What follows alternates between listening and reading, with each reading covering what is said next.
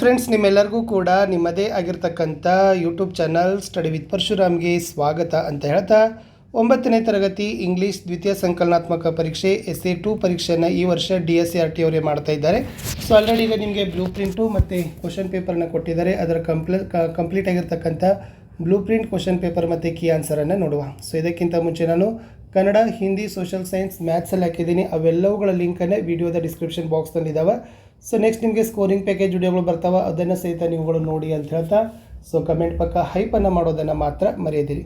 So first chapter wise weightage ನೋಡ್ಕೊಂಡು ಬನ್ನಿ. The enchanted ಫುಲ್ಗೆ 3 ಮಾರ್ಕರ್ 1, 3 ಕ್ವಶನ್ಸ್ಗೆ 2 ಮಾರ್ಕರ್ 1, ಮೈ ಬಿಗಿನಿಂಗ್ಸ್ಗೆ 3 ಮಾರ್ಕರ್ 1, ವಾಟ್ ಎವರ್ ವಿ ಡೂಗೆ 2 ಮಾರ್ಕರ್ 1 ಕ್ವಶನ್, ಜಸ್ಟಿಸ್ ಅಬೌವ್ ಸೆಲ್ಫ್ಗೆ 3 ಮಾರ್ಕರ್ 1, ದ ನೋಬಲ್ ಬಿಷಪ್ಗೆ 3 marker 1, the will of sacrifice 2 marker 1, to my ಕಂಟ್ರಿಯನ್ 2 marker 1 question ಬರಬೇಕು. ಇನ್ನು ಪೊಯೆಟ್ರಿದಲ್ಲಿ ಏನು ವೇಟೇಜ್ ಕೊಟ್ಟಿದ್ದಾರೆ, ಉಪಗುಪ್ತಗೆ 4 ಮಾರ್ಕ್ಸಿಂದ 1 ಕ್ವಶನ್ ಅದ, ಗ್ರೇಟ್ಫುಲ್ನೆಸ್ಗೆ 4 marker 1 question, the girl called golden 2 marker 1 question, wonderful ವರ್ಡ್ಸ್ಗೆ 4 ಮಾರ್ಕರ್ 1 ಕ್ವಶನ್, ಜಸ್ಟಿಸ್ಗೆ 4 ಮಾರ್ಕರ್ 1 ಕ್ವಶನ್. ಇನ್ನು ನೋಬಲ್ನೆಸ್, ಎನ್ಕೈಂಡ್ನೆಸ್ ನೋಬಲ್ನೆಸ್ ಅಂತ ಇದೆ. ಸೊ ಇದಕ್ಕೆ 3 ಮಾರ್ಕರ್ 1 ಇದೆ. ದ ಸಾಂಗ್ ಆಫ್ ಫ್ರೀಡಮ್ಗೆ 3 marker 1 question, it never comes ಅಗೇನ್ಗೆ 3 ಮಾರ್ಕರ್ 1 ಕ್ವಶನ್ ಇತ್ತು. ಇನ್ನು ಸಪ್ಲಿಮೆಂಟ್ರಿ ರೀಡಿಂಗಲ್ಲಿ ಪ್ರತಿಯೊಂದಕ್ಕೂ ಒಂದೊಂದು ಪ್ರಶ್ನೆ 2 ಅಂಕಕ್ಕಿದ್ದಾವೆ. Aruna Asaf Ali, happy cure, Ranjit wonderful bat ಮತ್ತು ಮೌಂಡೇ ಮಾರ್ನಿಂಗ್. ಸೊ ಎಲ್ಲದಕ್ಕೂ ಒಂದೊಂದು ಕ್ವಶನು 2 ಮಾರ್ಕಿಂದು. ಸ್ಟಾರ್ ಇತ್ತಂದರೆ ಅದೇನಾಗಿರ್ತದಪ್ಪ ಅಂದರೆ ಇಂಟರ್ನಲ್ ಚಾಯ್ಸಿಂಗೆ ಬರ್ತದೆ. ಇನ್ನು ಗ್ರಾಮರ್ ಪಾಯಿಂಟ್ ನೋಡೋದಾದರೆ ಸೊ ಟೋಟಲಿ ಗ್ರಾಮರ್ ಐಟಮ್ 16 ಇದ್ದಾವೆ.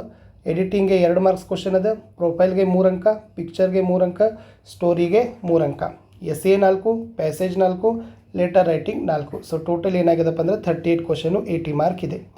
ಸೊ ಫಸ್ಟ್ ನಿಮಗೆ ಮಲ್ಟಿಪಲ್ ಚಾಯ್ಸ್ ಕ್ವಶನ್ಸ್ ಇರ್ತಾವೆ. 4 ಸರಿಯಾದ ಉತ್ತರವನ್ನು ಆರಿಸಿ ಬರಬೇಕು.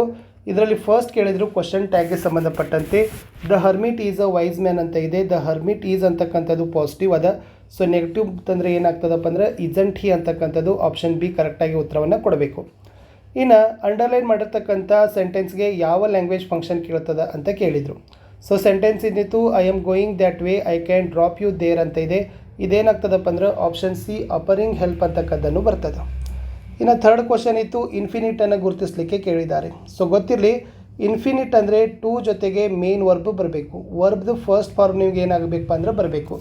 ಇಲ್ಲಿ ಟು ಜೊತೆಗೆ ಮೇನ್ ವರ್ಬ್ ಇರ್ತಕ್ಕಂಥದ್ದು ಏನಪ್ಪ ಅಂತಂದರೆ ಟು ರೆಸ್ಟ್ ಅದ, ಅದೇ ಇನ್ಫಿನಿಟ್ ಆಗಿರ್ತದೆ. Fourth question read the given statement and choose the correct preposition ಕೇಳಿದರು. Algu and Jumman were greatly respected dash the village ಅಂತ ಕೇಳಿದ್ದಾರೆ. ಇನ್ ದ ವಿಲೇಜ್ ಇನ್ ಅಂತಕ್ಕಂಥದ್ದನ್ನು ಬರೀಬೇಕು. Option D is the right answer. ಫಿಫ್ತದಲ್ಲಿ collective word ಕೇಳಿದ್ದಾರೆ. Developed ಇದೆ. So developed ಜೊತೆ ಯಾವುದು ಕೊಲೆಕೆಟಿವ್ ಆಗಿರ್ತಕ್ಕಂಥದ್ದು ಕೇಳಿದ್ರು, ಡೆವಲಪ್ಡ್ ನೇಷನ್ ಅಂತಕ್ಕದ್ದನ್ನು ನೀವು ಬರೀಬೇಕು. ಇನ್ನು ಕೊಟ್ಟ ವರ್ಡ್ಸ್ಗಳಲ್ಲಿ ಡೇಟ್, ಕೀಪ್, ಪೇಪರ್, ಡಿಮೆನ್ಷನ್, ಇದರಲ್ಲಿ 2 ಸಿಲಬಲ್ ವರ್ಡ್ ಯಾವುದು ಅಂತ ಕೇಳಿದ್ದಾರೆ. So paper is the 2 syllable word ಅನ್ನೋದನ್ನು ಬರೀಬೇಕು. ಇನ್ನು 7th ಬರೋಣ. ಸೊ ಪಾರ್ಟ್ಸ್ ಆಫ್ ಸ್ಪೀಚಲ್ಲಿ ಯಾವುದು ಅದನ್ನು ಇಂಡಿಕೇಟ್ ಮಾಡ್ತದೆ ಅಂತ ಕೇಳಿದರು, ಇಂಟೆಲಿಜೆಂಟ್. ಸೊ ಇಂಟೆಲಿಜೆಂಟ್ ಅಂತಕ್ಕಂಥದ್ದು ಪಾರ್ಟ್ಸ್ ಆಫ್ ಸ್ಪೀಚಲ್ಲಿ ಬರೋದು ಅಡ್ಜೆಕ್ಟಿವ್. 8th ಲಿಂಕರ್ ಕೇಳಿದ್ದಾರೆ. Kapila's mother could not read the time but she knew it was early in the morning. So ಇಲ್ಲಿ ಬಟ್ ಅಂತಕ್ಕದ್ದನ್ನು ಏನು ಮಾಡಬೇಕಾಗಿತ್ತು, ಲಿಂಕರ್ ಕಂಜಂಕ್ಷನನ್ನು ಹಾಕಬೇಕು. ಪ್ಯಾಸಿವ್ ವಾಯ್ಸ್ಗೆ ಚೇಂಜ್ ಮಾಡಿ the convict stole the silverware ಅಂತ ಇದೆ. ಸೊ ಪ್ಯಾಸಿವ್ ವಾಯ್ಸ್ಗೆ ಹೋದಾಗ the silverware was stolen by the convict ಅಂತ ಬರೀಬೇಕು. 10th ಕ್ವಶನ್ ಸಪ್ರೇಟ್ ಇದೆ. ಈ ವರ್ಡನ್ನು ವರ್ಬ್ ಫಾರ್ಮಲ್ಲಿ ಯೂಸ್ ಮಾಡಲಿಕ್ಕೆ ಹೇಳಿದರು. Please separate the red and blue files ಅಂತ ನಾನು ಏನು ಮಾಡಿದ್ದೀನಿ ಬರೆದಿದ್ದೀನಿ. ಇನ್ನು fill in the blank with suitable article. I had an, ಇಲ್ಲಿ ಏನು ಬರೀಬೇಕು, an appointment with a person who was senior to me ಅಂತಕ್ಕದ್ದನ್ನು ಆಗಬೇಕು. 12th ಕರೆಕ್ಟಾಗಿರ್ತಕ್ಕಂಥ ಟೆನ್ಸ್ ಫಾರ್ಮ್ ಕೇಳಿದ್ದಾರೆ. ಪರ್ ಸೆಂಟೆನ್ಸ್ ಅಂತ ಇದೆ, ಇದು ಸೆಂಟೆನ್ಸ್ಡ್ ಅಂತ ಬರೀಬೇಕು. Bhagat Singh and his a comrades were sentenced the death by the British. ಇನ್ನು 13th ಕೇಳಿದ್ರು ಪರ್ಫಾರ್ಮ್ ಇದೆ. ಸೊ ಪರ್ಫಾರ್ಮ್ದು ಕರೆಕ್ಟಾಗಿರ್ತಕ್ಕಂಥ ಫಾರ್ಮ್ ಏನಾಗ್ತದಪ್ಪ ಅಂತಂದರೆ she would compare our previous performance to improve our sales ಅಂತ ಆಗ್ತದೆ. Performance is the right answer. ಕೊಟ್ಟ ಸೆಂಟೆನ್ಸನ್ನು ಕಂಪೇರಿಟಿವ್ ಡಿಗ್ರಿಗೆ ಚೇಂಜ್ ಮಾಡಿರಿ. Sentence milk is most nutritious food ಅಂತ ಕೇಳಿದ್ದಾರೆ. ಅದು ಕಂಪೇರಿಟಿವ್ಗೆ ಹೋದಾಗ milk is more nutritious than any other food ಅಂತಕ್ಕಂಥ ಬರೆದ್ರೆ ಸಾಕು. ಇನ್ನು he was awarded for his a literary works ಇದೆ. ಹೀಸ್ ಅ ಲಿಟರರಿ ವರ್ಕ್ಸ್ಗೆ WH ಕ್ವಶನನ್ನು ಫ್ರೇಮ್ ಮಾಡಬೇಕು. ಏನಾಗ್ತದೆ, what was he awarded for ಅಂತ ಬರ್ತದೆ. ಇನ್ನು 16th ನಂದಿನಿ ಮತ್ತು ಮಹೇಶ್ ನಡುವೆ ಇರತಕ್ಕಂಥ ಒಂದು ಕನ್ವರ್ಜೇಷನ್ ಇದೆ. ಇದನ್ನು ಇಂಡೈರೆಕ್ಟ್ ಸ್ಪೀಚ್ಗೆ ತರಬೇಕು. ಏನಾಗ್ತದೆ, Mahesh asked Nandini where she was the previous day ಅಂತ ಬರೆದ್ರೆ ಸಾಕು. ಕೊಟ್ಟ ಸೆಂಟೆನ್ಸಲ್ಲಿ ಎರರ್ ಇದ್ದಾವೆ, ಎರಡು ಎರರನ್ನು ಕರೆಕ್ಟ್ ಮಾಡಬೇಕು. ಸೆಂಟೆನ್ಸ್ ನೋಡಿ, Bhagat Singh said that he would climb the clouds glad and shout to the world how revolutionaries can sacrifice themselves to the cause of the nation. ಇಲ್ಲಿ spelling mistake ಅಂತ ಕೇಳಿದ್ದಾರೆ, ಸ್ಯಾಕ್ರಿಫೈಸ್ ಅದ, ಅದು ಎಸ್ ಬರೋದಿಲ್ಲ, ಸಿ ಬರ್ತದೆ. ಇನ್ನೆರಡನೇದು ಅಡ್ವರೇಬಲ್ mistake ಅದ, glad ಅದ, ಅದೇನಾಗಬೇಕು gladly ಅಂತ ಬರೀಬೇಕು. ಸೊ ಇವೆರಡು ಮಿಸ್ಟೇಕನ್ನು ಕರೆಕ್ಟ್ ಮಾಡಿ ಬರೀಬೇಕು. ಇನ್ನು 2 marker question. First one, why did the beard man want to kill the king? The beard man wanted to kill the king because the king had sentenced his brother and death and taken his property. In the next, what sort of the word and what kind of action would make any situation better? There is no limit to the improvement we can make in our action or speech, nor can we say that a particular action or form of speech is best. What is the best may depend on the ocean and it may be possible to continuously make a improvement ಅಂತ ಬರೆದ್ರೆ answer complete ಆಗ್ತದೆ. 20ನೇ ಪ್ರಶ್ನೆ, differentiate between the ideas of Bhagat Singh's group and that of Gandhiji. Answer is, Bhagat Singh and the revolutionaries believed in using violence. They used bombs and guns against the British and robbed them. But Gandhiji advocated truth and non-violence or ahimsa as a weapon against the British. Next ಕೇಳಿದ್ರು, what is Dr. Kalam's message to the teachers and students?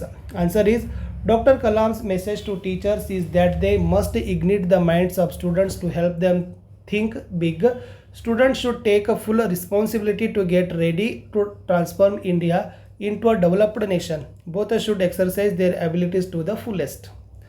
22nd, write a brief note about Betty's achievements ಅಂತ ಕೇಳಿದ್ರು. So Betty was a great sprinter. She had won 3 gold medals at the 1956 Olympic Games in Melbourne. She added a 4th gold medal at the 1964 Olympics in Tokyo. In 23, why was Aruna Asaf Ali termed as a non-conformist ಅಂತ ಕೇಳಿದ್ದಾರೆ. Answer, Aruna was born into an orthodox Hindu Bengali family in 1909 at Kalka in Haryana.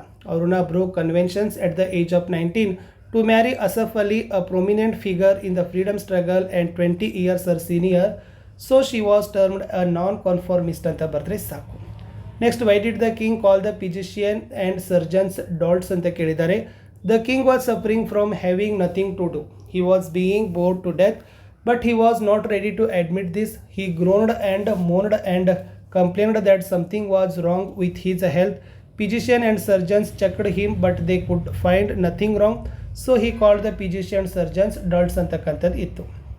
ಇನ್ನು, how did Mister Kumara console Ranji when he lost the bat?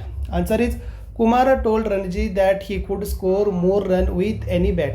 A bat had magic only when the batsman had magic. He advised him that the needed confidence, not a bat. In this way, Kumara consoled Ranji when he had lost the bat.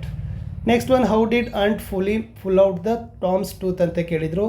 Aunt Polly tied one end of the silk thread to Tom's both and tied the other end to the bedpost. She seized the pan of burning coals and suddenly thrust it almost into the boy's face. He pulled back his face and his tooth came out. The tooth hanged dangling by the bed post ಅಂತ ಇತ್ತು. ಇನ್ನು 3 marker questions ಇದೆ, ಇದೇ ಬರ್ತದೆ. So ನೋಡಿ, how can you say that Kapil Dev was a very ನಾಟಿ ಇನ್ ಹೀ childhood ಅಂತಿದೆ. ಸ್ವಲ್ಪ ಸ್ಕ್ರೀನ್ಶಾಟ್ ತೊಗೊಂಡು ಆನ್ಸರನ್ನು ಪ್ರಿಪೇರ್ ಮಾಡಿರಿ. ಇನ್ನು 26ರಲ್ಲಿ how does the poet bring out the value nobleness and careness nobleness in the poem ಅಂತಿದೆ. ಇದು ಪೋಯಮ್ದು ನಾವು ಸಮರಿಯನ್ನು ಕೊಟ್ಟಿತ್ತು. ಇದು ಕೂಡ ವೆರಿ ಇಂಪಾರ್ಟೆಂಟ್ ಆಗಿರ್ತಕ್ಕಂಥದ್ದು ಇತ್ತು. ಇನ್ನು RCG ಇದಾವೆ. O king, one of your dead brothers can we be revived ಅಂತ ಇದೆ. Who is the speaker? The invisible voice or Yaksha. Who is the king? Yudhishthira. What does the word revive ಅಂದರೆ to bring back ಅಂತ ಬರೀಬೇಕು. ಇನ್ನು I am not wanted in your house ಅಂತ ಕೇಳಿದ್ದಾರೆ. Who was I ಅಂತ ಕೇಳಿದ್ದಾರೆ. ಆಂಟ್ ಆರ್ ಜುಮ್ಮನ್ಸ್ ಅಂತ ಬರಬೇಕು. Where was the speaker? Jumman's house. Why did the speaker say so? She was not treated well by Jumman and his wife. ಇನ್ನು next, friend sit down and warm yourself, you may be tired ಅಂತ ಇದೆ. Who said this word? Bishop. Who is addressed as friend? Jean Valjean. What does the line of the tell about the speaker? The line shows that the bishop was a kind man. In a freedom is our universal speech, equality the experienced grace. What was the became universal speech ante kelidru? Freedom. What do these lines mean? These lines mean that freedom and equality can be experienced by all after independence. What is the context of this extract ಅಂತ ಕೇಳಿದ್ರು, post independence India ಅಂತ, independent India ಅಂತ ಬರೆದ್ರೆ ಸಾಕು. Next ಇದನ್ನು profile writing ಅಂತಾರೆ. ಇಲ್ಲಿ ನಿಮಗೆ name, place, date of birth, spouse, nickname, achievement, awards ಕೊಡ್ತಾರೆ. ಅದನ್ನೇ ಒಂದು ಏನು ಮಾಡಬೇಕು, ಸಿಂಪಲ್ ಪ್ಯಾರಾಗ್ರಾಫಲ್ಲಿ ಬರೀಬೇಕು. This is profile of the Indian cricket captain mister Kapil Dev. He was born on 6 January 1959 in Chandigarh. His spouse name is Romi Dev. His nicknames are the Haryana Hurricane, Capsids. His achievements are Indian cricket captain, Cricket World Cup in 1983. His awards are Padmasri, Padma Bhushan, etc. ಅಂತ ಒಂದು simple ಪ್ಯಾರಾಗ್ರಾಫನ್ನು ಬರೆದ್ರೆ ಅದನ್ನೇ ಏನಂತಾರೆ, profile writing ಅಂತ ಕರೀತಾರೆ. ಇನ್ನು ಒಂದು ಕತೆ ಕೇಳಿದ್ದಾರೆ. ಯಾವ ಕತೆ ಇದೆ ಅಂದರೆ ಟೋರ್ಟೈಸ್ ಮತ್ತು ಹೇರ್ನಲ್ಲಿರ್ತಕ್ಕಂಥ ಒಂದು ಕತೆ.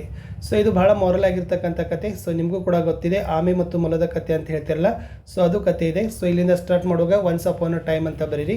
ಸೊ ಇದನ್ನು ಸ್ಕ್ರೀನ್ಶಾಟ್ ತೊಗೊಂಡು ನೀವು ಲಾಸ್ಟ್ ಇಲ್ಲಿ ಏನು ಬರೀಬೇಕಪ್ಪ ಅಂತಂದ್ರೆ ಮಾರಲ್ ಅಂತ ಬರೀಬೇಕು.